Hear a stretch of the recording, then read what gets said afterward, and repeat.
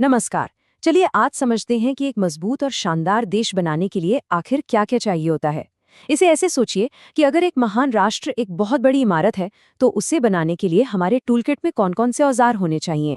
तो सवाल यही है, वो कौन से बिल्डिंग ब्लॉक्स हैं जिन पर एक महान देश खड़ा होता है। इस पूरी चर्चा में हम राष्ट्र को एक भव्य इमारत की तरह देखेंगे, और किसी भी इमारत के लिए आप जानते हैं सही सामान और सही औजारों की जरूरत तो पड़ती ही है। तो चलिए मिलकर इस सवाल का जवाब ढूंढते हैं। ये रहा हमारे इस पूरे प्रोजेक्ट का ब्लूप्रिंट। सबसे पहले हम बात करेंगे नींव की, यानी निष्पक्षता की। फिर देखेंगे कि सबके लिए मौके बराबर कैसे हों। उसके बाद हम देश को आगे बढ़ाने वाले इंजन और उन औजारों को समझेंगे जो सब कुछ पारदर्शी रखते हैं। और आखिर में सबसे जरूरी बात, इसमें एक नागरिक की क्या भूमिका है। ठीक है, तो शुरू करते हैं। देखिए, हर बड़ी और मजबूत इमारत के लिए एक ठोस नींव चाहिए होती है ना? एक ऐसी नींव जिस पर कोई समझौता नहीं हो सकता। किसी भी राष्ट्र के लिए ये नींव होते हैं हमारे मूल्य और हमारे सिद्धांत। तो हमारी नींव की जो सबसे पहली सबसे गहरी परत है, वो है मानवाधिकारों की सार्वभौमिक घोषणा। ये 1948 में तय किए गए कुछ बेसिक नियम हैं जो कहते हैं कि सिर्फ इंसान होने के नाते हर किसी को कुछ अधिकार मिलते हैं। ये वो जमीन है जिस पर पूरी इमारत खड़ी होगी। और इसी जमीन पर खड़े हैं हमारी नींव के सबसे मजबूत खंबे: जीवन का अधिकार, आजादी का अधिकार, बराबरी का, शिक्षा का और अपनी बात कहने का अधिकार। ये वो पिलर्स हैं जिनकी सुरक्षा हर हाल में हर एक इंसान के लिए होनी ही चाहिए।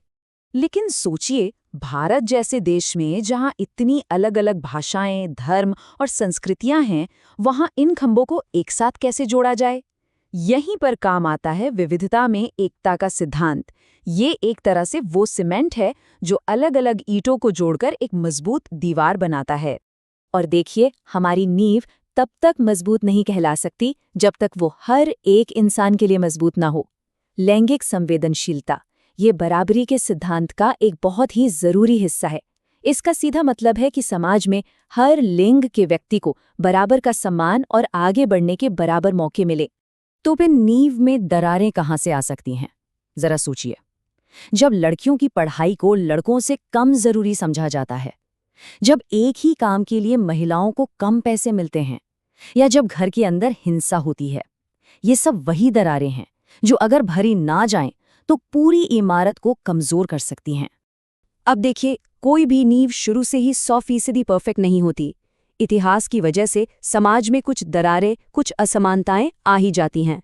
इसीलिए हमारे टूलकिट में इन दरारों को भरने और ऐतिहासिक गलतियों को सुधारने के लिए एक रिपेयर किट भी होना चाहिए। इसका मतलब ये हुआ कि कई बार सिर्फ सबके साथ एक जैसा बर्ताव करना ही काफी नहीं होता। हमें कुछ ऐसे खास कदम भी उठाने पड़ते हैं जो उन लोगों को बराबरी पर लाएं जो किसी वजह से दौड़ में पीछे रह गए हैं। यहीं से जरूरत पड़ती है एक खास मरम्मत के औजार की। और हमारे टूलकिट का वो खास औजार है सकारात्मक कार्रवाई, या जिसे अफर्मेटिव एक्शन भी कहते हैं।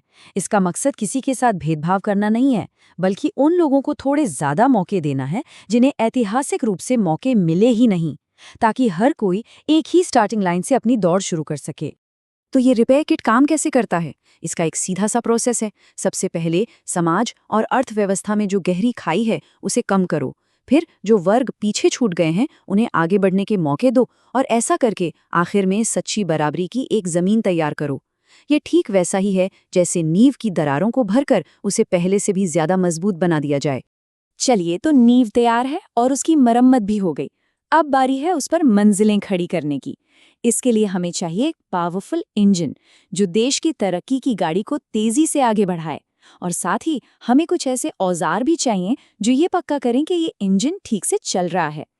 और ये इंजन और कुछ नहीं बल्कि सरकार की नीतियां हैं। ये वो बड़े बड़े कार्यक्रम हैं जो देश में विकास लाते हैं, जैसे स्वच्छ भारत अभियान, बेटी बचाओ बेटी पढ़ाओ, डिजिटल इंडिया या आयुष्मान भारत। ये सब उस इंजन के ही अलग अलग हिस्से हैं जो देश को आगे ले जा रहे हैं। लेकिन इतने बड़े और पावरफुल इंजन पर नजर रखना भी तो जरूरी है ना? यहीं पर आम नागरिकों के हाथ में आते हैं दो पावर टूल्स। पहला है सूचना का अधिकार, यानी आरटीआई, जो पारदर्शिता लाता है। मतलब हम देख सकते हैं कि इंजन के अंदर चल क्या रहा है, और दूसरा है लोकपाल, जो जवाबदेही तय करता है। मतलब अगर कोई गड़बड़ है तो उसे ठीक किया जा सके। और आरटीआई जैसे पावर टूल को इस्तेमाल करना कमाल की बात है कि बहुत ही आसान है। कोई भी नागरिक एक छोटी सी फीस देकर सरकारी विभाग से सीधा सवाल पूछ सकता है, जैसे कि किसी के इलाके में सड़क बनाने का कितना पैसा आया और वो कहाँ-कहाँ खर्च हुआ। ये अधिकार हर नागरिक को ये ताकत देता है कि वो सरकार के काम पर नजर रख सके। तो अब तक हमने नींव की बात की, रिपेयर किट की बात की और देश को चलाने वाले इंजन की भी बात कर ली। लेकिन ये पूरा का पूरा टूल किट तब तक किसी काम का नहीं है जब तक इसे इस्तेमाल करने वाले हाथ ना हो। और वो हाथ हैं इस देश के नागरिक, हम सब। राष्ट्र निर्माण सिर्फ सरकार की जिम्मेदारी नहीं है, ये एक टीम वर्क है, एक साझेदारी है, एक ऐसी प्रक्रिया जिसमें नागरिक और सरकार दोनों मिलकर देश को आगे बढ़ाने के लिए एक साथ काम करते हैं। और इस टीम वर्क का मकसद क्या है? हम क्या बनाना चाहते हैं? अच्छी शिक्षा, मजबूत अर्थव्यवस्था, सामाजिक बराबरी, राष्ट्रीय एकता और लोकतांत्रिक मूल्य। यही वो मंजिलें हैं जो हमें इस इमारत पर खड़ी करनी है। तो अब सवाल उठता है कि इस बड़े काम में एक आम इंसान क्या कर सकता है? बहुत कुछ।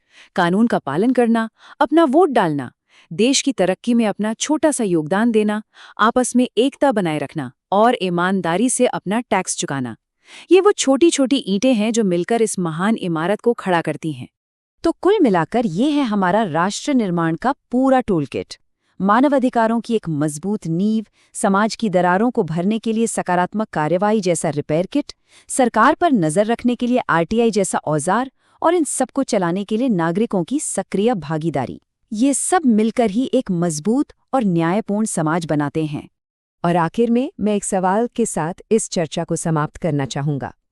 इस पूरे टूल किट में इन सभी औजारों में से वो कौन सा एक औजार है जिसमें हमारे भविष्य को बनाने की सबसे ज्यादा ताकत है? इस पर जरूर सोचिएगा।